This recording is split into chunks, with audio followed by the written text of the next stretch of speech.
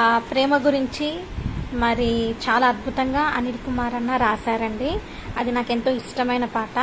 ఆ పాట గురించి ఒకసారి మనం పాడుకుందాము. నాకు చాలా ఇష్టము. అదొక పాట పాడతాను నేను అంతే. నేను లైవ్ చెప్పడానికి రాలేదు, రేపు ఉంటుంది వాక్యం.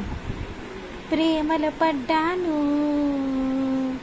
నేను, ప్రేమలో పడ్డాను, ప్రేమలో పడ్డాను నేను, ప్రేమలో పడ్డాను. నా యేసు ప్రభుతో ప్రేమలో పడ్డాను, ప్రేమలో ఉన్నాను నేను, ప్రేమలో ఉన్నాను. నా యేసు ప్రభుతో ప్రేమలో ఉన్నాను.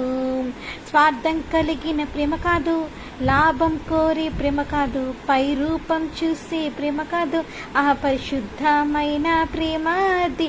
మోసం చేసే ప్రేమ కాదు, మోహం కలిగిన ప్రేమ కాదు, పై రూపం చూసి ప్రేమ కాదు, పరిశుద్ధమైన ప్రేమ. ఇది కదా ప్రేమంటే, ఇది కదా ప్రేమంటే. ఈ లోక ప్రేమ కాదు, అగాపె ప్రేమ, దేవుని ప్రేమ ఇది. మొదటిగా ప్రేమించింది నేను కాదు, నా యేసే తన ప్రేమ వ్యర్థపరిచి. మొదటిగా ప్రేమించింది నేను కాదు, నా యేసే తన ప్రేమ వ్యర్థపరిచి. కోరినాడు, వెతికినాడు, నేను ఏదో మంచి అయినట్టు కుమ్మరించి ప్రేమ కోసం ప్రేమ మొత్తం.